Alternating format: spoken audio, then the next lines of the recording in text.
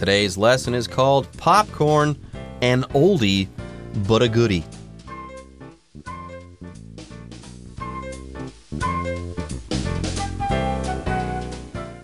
Hi everyone, my name is Jeff. My name is Roger, and today we're going to talk about popcorn. Of course, that's that white treat that you can have when you watch movies.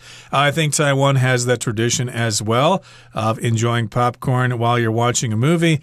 And of course, popcorn comes in two basic kinds. You can get the sweet kind or the salty kind. I should mention, though, that when I was a kid going to movies, we never had the sweet popcorn. It was always the salty. So sweet popcorn is kind of strange to me. Me too, although I think that like kettle corn and stuff like that, which might predate popcorn in some way, shape, or form, that was originally sweet. So it's weird, but it's kind of always been around, or it's been around as long as popcorn has been around. But yes, when I went to a movie theater growing up, it was all about the salt and the butter on that popcorn. It was never sweet. Sometimes you could put like a spicy or a cheesy powder on top to make it taste better. But yeah, it was all about the salt and the butter. I love me some popcorn. Yes, it says here that popcorn is an oldie but a goodie. Yes, it's an old thing, but it's still a good thing. By the way, yes, if you call something an oldie, okay, you're saying that it's an old thing. You would never, though, call a person an oldie. You would call that person old, elderly, aged, stuff like that, but you would never call a person an oldie. And another thing, growing up, whenever I heard this word oldie, okay, it was usually in reference to music, to old songs. Good old songs are called oldies. And of course, sometimes people think, hey, why do you want to listen to those old rock and roll songs from the 50s? Who cares about Elvis Presley or the Beatles? Those are oldies. But a lot of people say, no, they're classic songs. They're oldies, but they're goodies. They're old, yes, that's true. They're not new and modern, but still, they're really, really good. So it's an oldie, but a goodie. And we're not talking about pop songs in today's program. We're talking about popcorn, which of course is a snack that's been around for a long time. It existed many decades ago and it's still going strong today. So let's find out some more about popcorn. Let's listen to the first paragraph now one time. Popcorn, an oldie but a goodie. While many American foods like pizza and hamburgers have their roots in other countries, popcorn really is native to the American continents. Popcorn from 5,600 years ago has been found in New Mexico, and 1,000-year-old popcorn from Chile will even still pop. In the first paragraph here, it says, while many American foods like pizza and hamburgers have their roots in other countries, popcorn really is native to the American continents, which would include North America and South America, hence continents with an S there. So yes, indeed, of course, when we think about pizza and hamburgers, we often think about America. Those are popular foods there in America. Americans, of course, love their pizza. They love their hamburgers. But, of course, those foods have roots in other countries. I think pizza, of course, comes from Italy, and hamburgers, I guess, are from Germany, Hamburg, Germany. I guess there's some connection there. But still, popcorn is native to the American continents. It actually comes from the Americas, which generally refers to the Western Hemisphere. Yeah, that's why we put the word American in quotes there. We're saying, oh, these are so-called American foods. When people think of American foods, they think of pizza and hamburgers. But pizza and hamburgers didn't come from America. That's just not true. But hey, popcorn really is American. It came from the American continents. Anyways, popcorn from 5,600 years ago has been found in New Mexico, and 1,000-year-old popcorn from Chile will even still pop, which is kind of amazing here. You think, oh yeah, popcorn, that's an American thing, and America was established around, 1776, or North America there was discovered in 1492, so that's where popcorn gets its start, right? Wrong. Yeah, the history of popcorn goes way back there. They have found popcorn that is 5,600 years old there in New Mexico, though you probably wouldn't want to eat that particular popcorn. But hey, there's also 1,000-year-old popcorn that they found there in Chile, and that'll still pop. So maybe that 1,000-year-old popcorn is actually edible. How cool. It could be. They say really old honey is still edible as well. You can still eat it even though it's thousands of years old, although I would check it first. Okay, that brings us to the end of the first paragraph for today. Let's move on now to the next part and continue to talk about popcorn.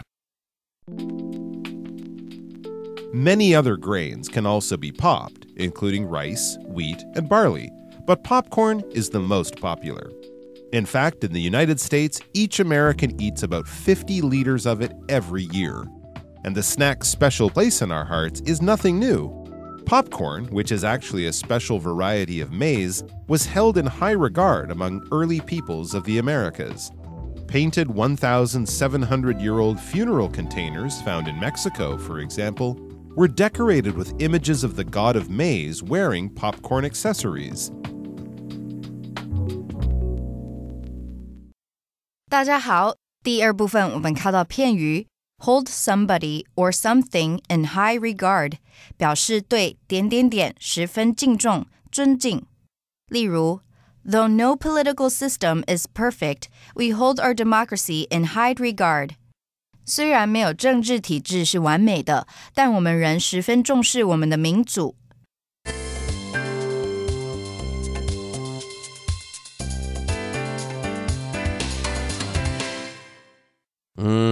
Take some corn and pop it, and you'll have a delicious, delicious treat called popcorn. By the way, corn isn't the only grain that can pop. Try it one time. Go to the grocery store and buy a bag of corn kernels, dried corn kernels. That's popcorn before it pops, okay? And all you have to do is heat it up. Put it in a pan, apply some heat to it, and yeah, that corn will pop. It'll kind of explode, and a fluffy white thing that we know as popcorn will result. But get this. You can pop other grains as well. How about that for a fun fact? Yeah, many other grains can also be popped, including rice, wheat, and barley, but popcorn is the most popular. Yeah, you can pop almost anything, but yeah, when it comes to grains, the king of those grains that can be popped is popcorn. Pop that corn. It'll make for you a delicious treat, like I said before. Indeed. That reminds me, when I was a kid, we had some breakfast cereals, puffed rice and puffed wheat, which I think is similar. Puffed, popped, kind of the same thing. And here in Taiwan, I think that puffed rice, or that popped rice, is a popular snack that you can buy in night markets. But still, popcorn is quite popular, at least in the United States, and in fact, in the USA. In the United States, each American eats about 50 liters of it every year, not to mention all sorts of hot dogs and apple pie and other fattening food. But in this particular case, a liter is a unit of measurement which is common outside the United States. In the United States, people tend to use gallons and quarts and things like that. Here, of course, when you buy gasoline, it's sold by the liter. Now, what's interesting here is that usually the word liter is used to measure liquids, but you get an idea of how much popcorn people in America eat right now by using this unit of measure, okay? But yeah, for the most part, we're just saying that, yeah, people in America sure do eat a lot of popcorn. And the snack's special place in our hearts is nothing new. So indeed, we do love our popcorn, but it's nothing new. It's been around for a long time. Let's talk about some of the history of popcorn here. Popcorn, which is actually a special variety of maize, was held in high regard among early peoples of the Americas. So we've got the word maize here, which I think ultimately comes from the Spanish word maíz, which means corn. I think they got that word themselves from someplace in the Bahamas or something like that. But there are different kinds of maize, different species, I guess, and this particular variety pops, whereas other kinds don't. So you got to be careful. When you get your popcorn, you might add heat to it and nothing will happen. So indeed, you need to have popping corn. But as we can tell from our paragraph here, it was quite popular. It was held in high regard by early peoples of the Americas, the different groups of people, the Aztecs, the Incas, etc., etc. They held it in high regard. That means they really respected it. It was very important to their lives. Anyways, now let's get back into the history of things. Get this. Painted 1,700-year-old funeral containers found in Mexico, for example, were decorated with images of the god of maize wearing popcorn accessories. How cool. By the way, a container, everyone, is something that holds or contains something. Like, let's say you go to Costco or you go to a supermarket and you want to buy pickles, okay?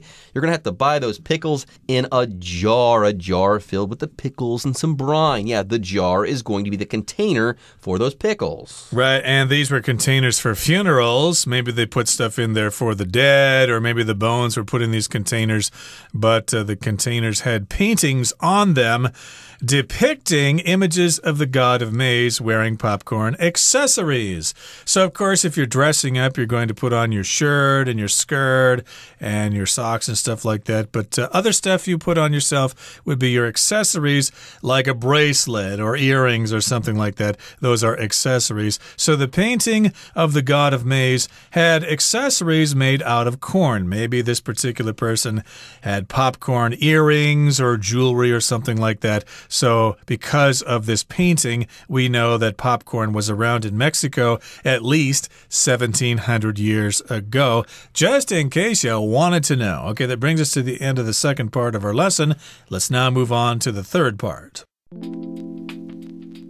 But how does this esteemed treat work? The kernel's thick shell is the reason that popcorn pops. As the popcorn is heated, moisture trapped inside turns to steam and presses outward on the hull. When the pressure inside is about 9 times the pressure of the air, the hull bursts and the starch inside expands. The popcorn cannons used in Taiwan rely on this pressure difference to create their explosive treats. 第三部分我们看到单字 kernel 这个字是名词，指玉米的颗粒。例如The kernel of corn was quickly carried away by the ants. 玉米粒很快就被蚂蚁搬走了。另外，除了上面的意思，这个字也可以指核心、要点。我们可以说 I didn't get the kernel of what he had said. 我不明白他讲话的要点。再来，我们看到名词 whole 指水果、谷物、种子的外皮、壳等。举例来说According to the recipe, the first step is to remove the hull of the grain. 根据食谱，第一个步骤是去除谷物的外壳。另外，这个字也可以当动词，指去除水果、蔬菜等的皮或茎叶。像是 I asked my friends to hull these strawberries with me. 我请朋友跟我一起摘除这些草莓的地梗。接着看一个名词 starch, 指淀粉。例如 Plants store energy in the form of starch. 植物以淀粉的形式储存能量。最后我们看到一个名词 cannon, 指大炮。例如 Old cannons were placed all around the outside of the castle. 老旧的大炮围绕在城堡的外面。另外补充一个相关片语 to cannon into somebody or something, 表示与某人或某物相撞。像是I cannoned into an old man while running across the street. 我跑着过街时与一名老先生相撞。或是 Daniel's cart accidentally cannoned into others. Daniel 的手推车不小心与别人的相撞。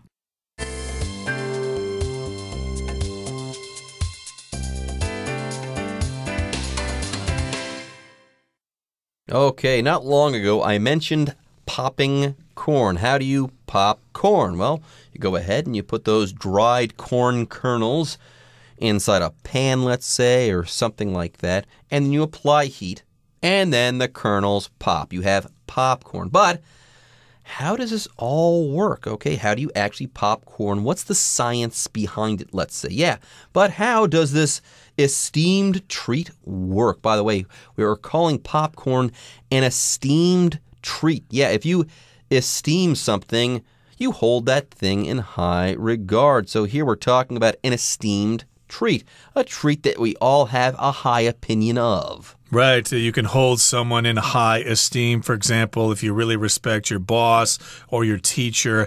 And sometimes we talk about self-esteem, which means respect for yourself. You want to have good self-esteem so that you can succeed in life. But in any case, this is a highly respected treat. It's esteemed. Everybody likes it, at least most people do. Well, if you're talking about corn or popping corn, you've got this kernel, which is a small piece of corn. So the kernel's thick shell is the reason that popcorn pops. So this is all about the science of popcorn. Just how does it work? Well, it will not work if the kernel does not have this thick shell. If the shell is too thin, it's not going to work. If it's too thick, it won't work either. So yes, the thickness of the shell needs to be just right. Yeah, the kernel's thick shell is the reason that popcorn pops. As the popcorn is heated, moisture trapped inside turns to steam and presses outward on the hole there. Yeah, the pressure builds and builds and builds, and then there is a pop, an explosion, and you have popcorn. It presses outward or in an outside direction, and of course the opposite of that would be inward. So outward, of course, when a bomb blows up, it explodes outward, and the hull, of course, is kind of the shell or the outside surface of that kernel of corn. So there you go. You got the popcorn heated, the moisture turns to steam, and that pops the popcorn. It presses outward on that hull, and then you get this beautiful little white piece of tasty treats. And when the pressure inside is about 9 times the pressure of the air, the hull bursts. It explodes. It opens up, and then the starch inside expands. I think starch is dianfen in Chinese, so you've got that inside the kernel of corn, and that starch will expand after the hull explodes, after it bursts. There you go. It expands. By the way, if something expands, it gets bigger. It gets larger, okay? It's much bigger than it once was. It increases its size. Now, there's more. The popcorn cannons used in Taiwan rely on this pressure difference to create their explosive treats, even though these treats might not contain popcorn. Yeah, I think they use rice there, but it's basically the same principle there. Moisture building up inside the kernel, or the grain of rice in this case, popping out, and you've got that treat. Although if you go see movies, of course, you don't have popped rice. You have popcorn there, which, of course, has salt and butter added to it. Oh, it's so yummy. And before we say goodbye here, we need to talk a little bit about the word explosive. That just means it's able to explode. But in any case, we're using the word explosive here as kind of a double meaning. Yes, it can explode, but it's also a treat that's very, very tasty. It almost feels like it's exploding in your mouth. It is so good. Okay, that brings us to the end of our explanation for today. Here comes our Chinese teacher once again.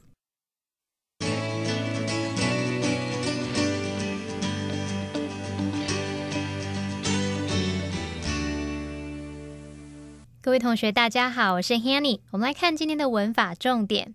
课文一开始提到 While many American foods like pizza and hamburgers have their roots in other countries, popcorn really is native to the American continent. 尽管许多美国食物像披萨和汉堡起源于其他国家，但爆米花确实是原产自美洲的食物。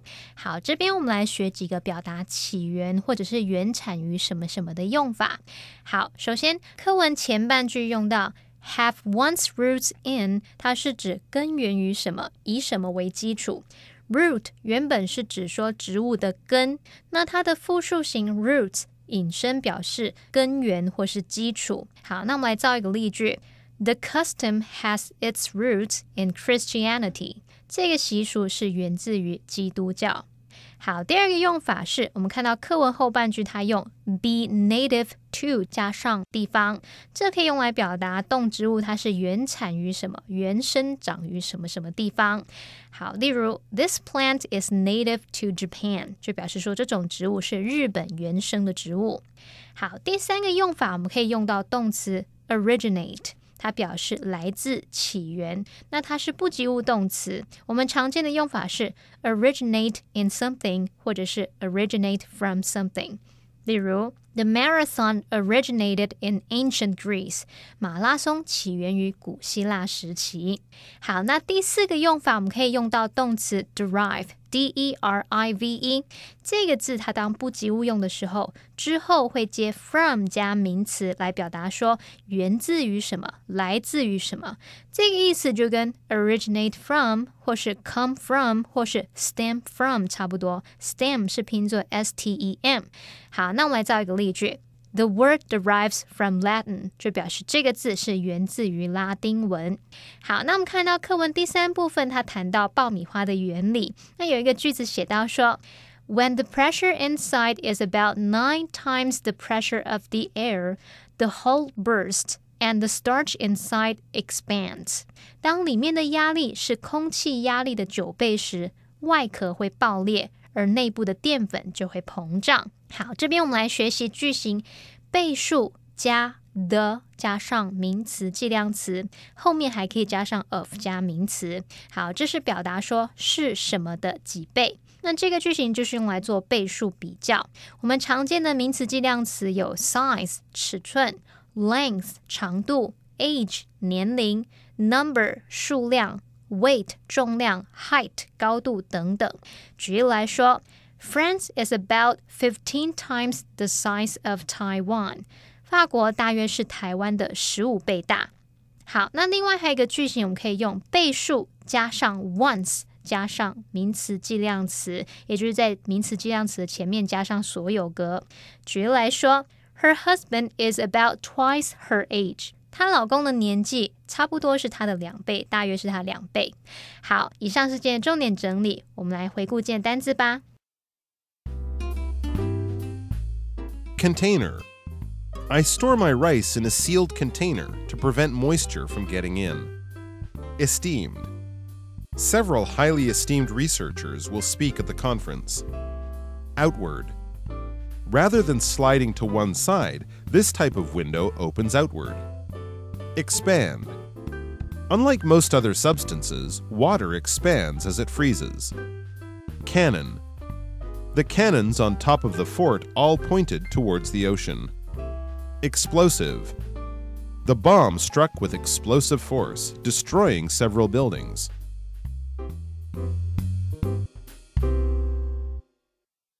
Okay, everyone.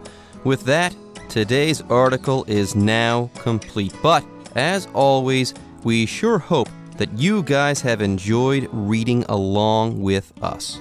Anyways, I'm Jeff. I am Roger. See you next time.